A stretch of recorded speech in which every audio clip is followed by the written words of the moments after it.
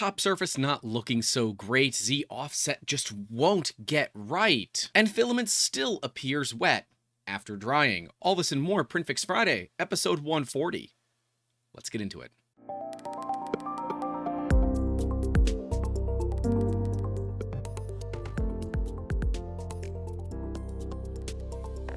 Everybody, welcome back to the channel, and if you're new here and you're struggling to get your 3D printers printing properly, we're here to help. You can reach out to us on all of the social medias, slide into those DMs, and hey, we'll do what we can to help you getting your printers back to printing with purpose. That's the goal of PrintFix Friday, now 140 episodes deep. We would love to get your submission, so if you are having issues, hey, send them over to us. We might use them in the show. We're starting out here with a Bambu Lab A1 Mini having some issues with mid-print and rough finish on the top layer. We can see the rough finish on the top layer here. This is quintessentially pillowing, where you don't have enough material covering that infill or support material, or really anything, right? It's traditionally for infill, but it can be really for anything. And because of that, you end up with some wavy lines. More top layers will solve this problem, but we also have some issues along the side as well. We can see where the layers are basically squished. This is due to curling, which can occur from either printing too fast or not enough cooling. But another cause of pillowing is also insufficient cooling. If you have good cooling, your bridging will be better, and therefore you won't need to run as large top layers as you would need to run on something that doesn't have as good cooling. Now, being that it's a Bambu A1 Mini, it should have decent cooling. At least my understanding of it is they have pretty sufficient cooling, but we've got some settings here. We have no skirts, regular slicing mode, travel at 700. Yeah, I mean, all of this is pretty normal. So what we can see here for our speeds. Traditionally, I believe that Bambu runs their printers too fast for their cooling. Apparently, Big Tree Tech thought this as well, and they released something called the Panda Jet. Now, it's not for the A series from Bambu, it only fits the P series and X series, but we will be installing one here soon on our machine. We picked it up at Rocky Mountain, but 200 on your outer walls might just be too freaking fast. And if you're not able to cool that plastic enough, chances are as it cools, it's going to shrink a little bit and cause some warping. We see infill overlaps at 15, that's fine. Infill direction is fine. Further, we're using the classic wall generator, which isn't going to have any effect on here. Wall loop direction is not going to have any effect. One wall on top surface, which is so nice. That's good to see. Seam position is fine. All of this is as normal and expected. And so I'm going to go with you're running too fast. You need more cooling.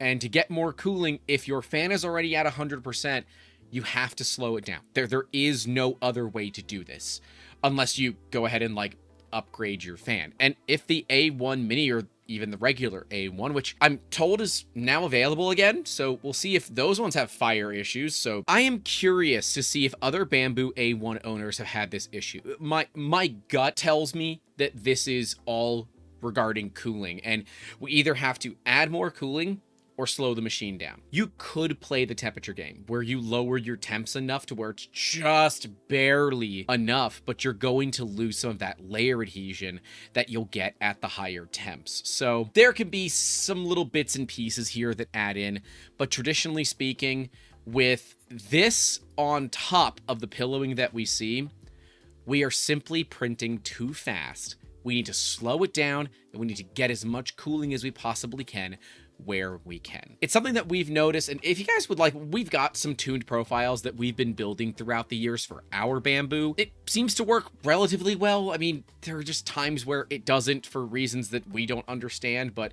generally speaking, it seems to work okay. If you guys would like those, maybe we can put them on Patreon or something. Which, of course, is a great place to support creators like ourselves and others that you watch to help them fund their journey in content creation. Because as a lot of you know, it's not cheap. And these videos, they do cost a bit. Editors like to eat. Shame.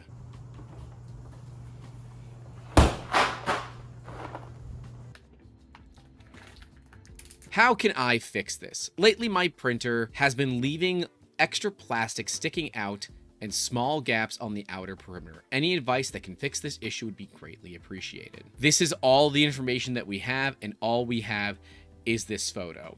Something that I am noticing. I don't think this is wet filament. I think they've accidentally been printing a filled filament with a brass nozzle. So this is indicative of having issues with your extrusion and your retraction. So we can see the part looks pretty decent. It does look a little foamy, which could be a couple things. It might actually be wet. I don't think that it is, but traditionally when we look at this, that is going to be a retraction issue. So what's happening is as the machine is moving, it's oozing a little bit. So you want to, at least for retraction on most machines, pull out quite fast, like 60 to 70 millimeters a second. And then the de-retraction as it goes back in, maybe 25 to 30 millimeters per second, is generally good enough. But I am concerned that that is a fiber-filled material like carbon fiber, glass fiber, or maybe they've been printing glow-in-the-dark filament and the nozzle has opened up a little bit and it's no longer the right size. If that is the truth, then yeah, this is all indicative of printing with a larger diameter nozzle than you were actually expecting to be printing with. But if we ignore that issue, it does actually look like they might have wet filament. I know it's not normally something that we say here, but these little tiny dots, if it's not glitter, it's really hard to tell because the photo is slightly blurry. But if these little tiny dots are not actually glitter, this is what wet filament looks like. Dry the filament. That's not going to hurt it generally as long as you don't dry it too hot.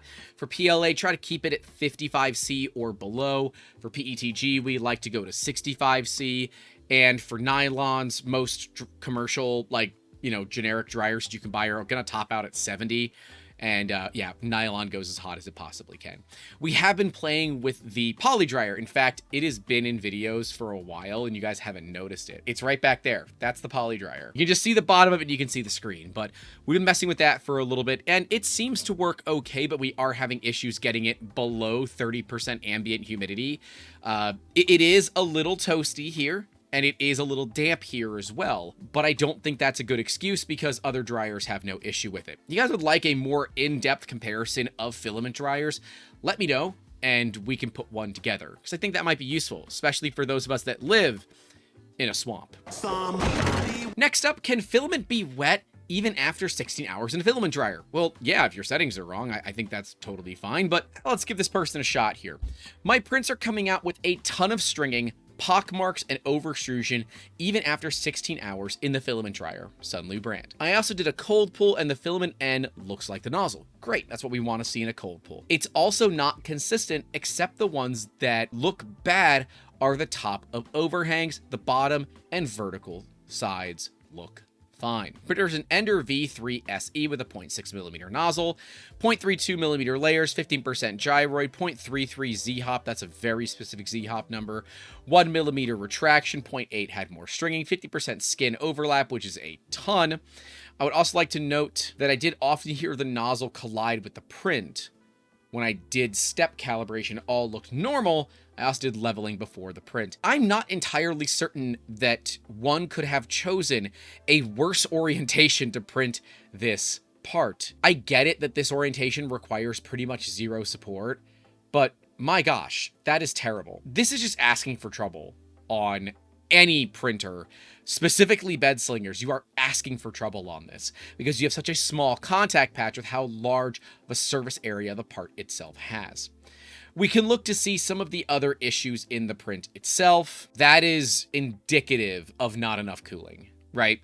You're not cooling well enough and things might not be working well. And I think you might actually be printing too cold. Yeah, so surfaces that aren't overhanging like crazy seem to look considerably better. Although that's not overhanging. So yeah, I don't know.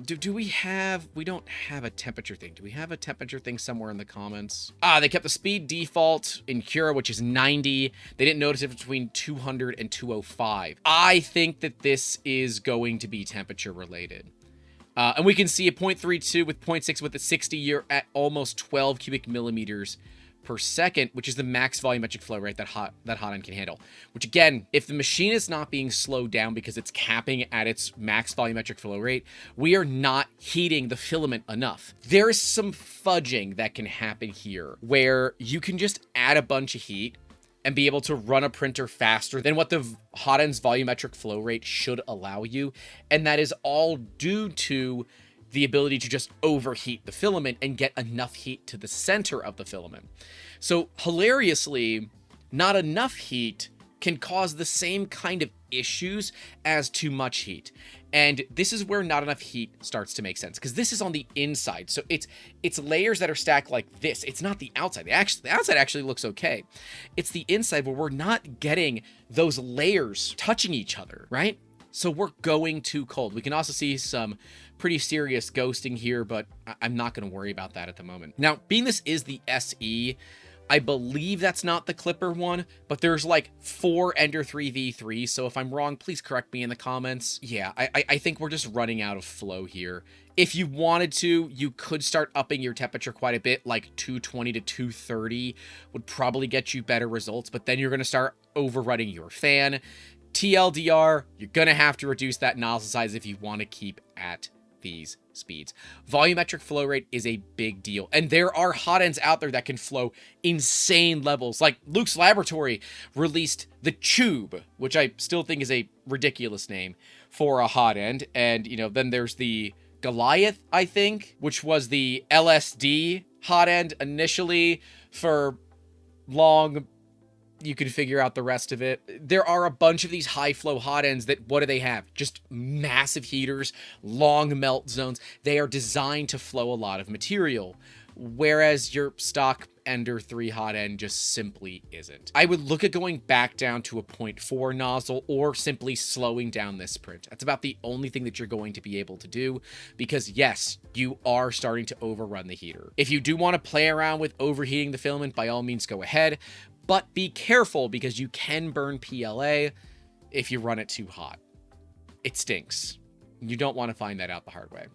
Next up, from friend of the channel, Mr. Omaha 3D Prints, is having an issue with his X1 Carbon. An X1 Carbon here that goes through its full bed leveling routine and everything like that, but then the Z offset isn't anywhere near where it should be. And before the Bambu people out there say, oh, it's the aftermarket bed, stop it. Most of you are using aftermarket beds. Anyways, we all know it's not that, so cut it out. Here's the fun problem with the Bambus. They use load cells, which is great. That's actually phenomenal to see printers that use load cells in their leveling systems. But we have issues when your load cells start to fail. So what I believe is occurring here, so it's going through the booping and all that. It gets through all of its calibration stuff. As soon as it starts to print, though, and this is that calibration print, you can see the Z offset does not look good. Nothing is printing right. And it's a nice Wham Bam Pex plate. Obviously, he's printed some stuff before. That is very obvious to me. The Polymaker spool rings. So, sorry to call you out, but that's exactly what that is. We all know that's what that is. And I have a feeling that, unfortunately, the load cells in the bed are failing. This seems to be a pretty common problem as these machines start to age, that this will be something that you need to fix. And from my understanding, it's like a 4 or 5 hour process to fix this. Now, interestingly, I mentioned that to Omaha, and he said that he's actually rewired the bed before from a similar issue. I guess his bed wire was all kind of messed up, so he redid it with factory components. But I don't know if that also included changing out the load cells in the bed. The Bambu doesn't have, as far as I'm aware, a load cell in the hot end itself. There's only 3 in the bed that I am aware of. Now, another thing to note, I don't know if it's just the way that the photo was taken, but it does look like maybe the nozzle is slightly tilted. I would take it out of the printer just to verify that the nozzle's not tilted. We've seen this happen before, where a tilted nozzle can result in a bad Z offset because it's offsetting to the angle of the nozzle, or I guess the angle of the nozzle rather than the actual point where it should be. You guys will have to let me know. This one to me screams my bed sensors are failing, and it's going to be a long afternoon to replace the parts. And it's why we talk about consumer repairability when it comes to 3D printers. While yes, for the vast majority of you, your Bambus will just work. And I'm seeing a lot more comments that people are having major issues with their machines. But regardless, the problem with machines that do just work, that are designed more like appliances, it's that when they fail, they're not always designed to be user serviceable. That's why appliance repair techs exist. Don't get me wrong, you can probably fix your oven yourself as long as you're comfortable doing it. And the same goes for 3D printers. The difference is a decent oven's gonna cost you like, what, a few thousand, and this printer's only about 1,000. And there becomes a certain price point where it doesn't make sense anymore. With this machine, it is very complicated to do some of these repairs on your own. You might be able to find the load cells themselves. I think they're just piezo discs, to be clear, and just solder in new ones if you wanted. But I believe the proper way of doing it is to completely replace the build plate and bed, which can take quite a couple of hours. So those of you that have ran into this issue, am I barking up the right tree here? I've never ran into this specific issue with my Bambu. They've tried different build plates. It's not the build plate that went back to the stock cool plate. It had the same issues. So I'm not going to be blaming the build plate here, like I know some people have already started typing comments about. Instead, it is likely going to be a hardware failure, or maybe that nozzle is canted over just a little bit. Would love to know your thoughts down below. It's not intended, but this is a very Bambu fail heavy video, so sorry. Anyways, we've got Nomad's Galaxy. We actually recently interviewed him. We'll card to his interview. He is the general manager of the Positron project, but this is his personal fire hazard, otherwise known as a unmodified Bambu Lab A1, which has given him a couple in recent history, Blobs of Doom. Hilariously, not the specific problems that you expect to find with Bambu Lab A1s. You expect them to have issues with their bed cables and catch fire, and I digress, since Bambu's theoretically already fixing it, so, good. Anyways, we got a Blob of Doom here. We've seen these before, but the interesting thing with the A1 is the way that the hot end and everything clicks in. It uses like a locking latch system, and because of that, it makes quick changing the nozzles very easy.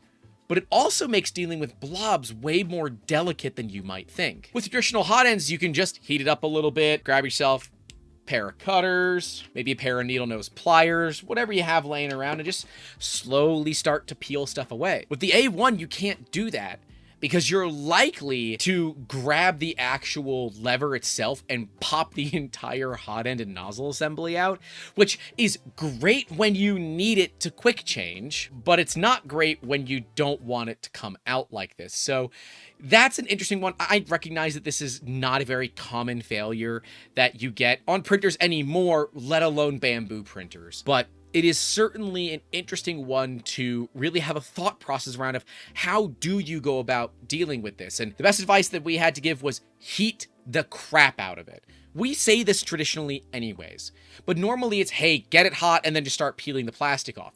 With this one, you gotta heat the crap out of it and just leave it alone. You want the plastic to slowly melt off on its own. I would also recommend pulling off the fan ducts and really any plastic parts on this machine that you don't want to get damaged by potentially molten plastic. So I'd pull off as many covers and things as you can to get them out of the way, because this one might require some extra, let's go with application of heat. Although I guess thankfully, it's not that expensive to replace Bambu parts anyways. It can be laborious in some cases, but in this one, it's really not. It's just a matter of hurry up and wait. So, Nomad, I hope you got this solved, and please stop printing with your printer. Wait for it to get fixed. And for those of you that have Bambu Lab A1s that have been waiting for the official fix, please make sure you read through the latest documentation, because there are some regulatory agencies that have, well, taken a bit of a notice to what Bambu has been doing, and Bambu is having to slowly adjust the way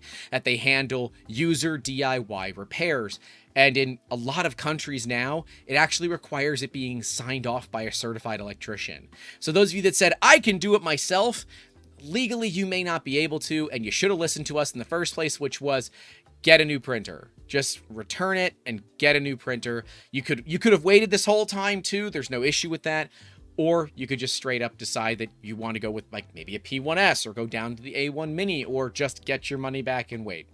Anyways, would love to know your thoughts down below regarding this and the other fails that we have. Remember, you can submit your fails to us as well should you want to be featured in this show. It's basically free advertising, and I generally don't make that much fun of people, unless you're Nomad's Galaxy and you print upside down. Anyways, don't forget to leave a like, subscribe, and be awesome like the people next to me at the $5 tier and higher who, well, make videos like this possible. Remember, you can join for as little as $1 a month on Patreon, and there are other platforms as well should you desire to support there as well. Right below me will be the entire PrintFix Friday series, where you can see over 130 videos now of looking at print failures and how we fix them. And next to that will be our continuing coverage of Rocky Mountain Rep Wrap 2024. But that is all I have for you all today. Stay safe out there. Don't forget to call your loved ones.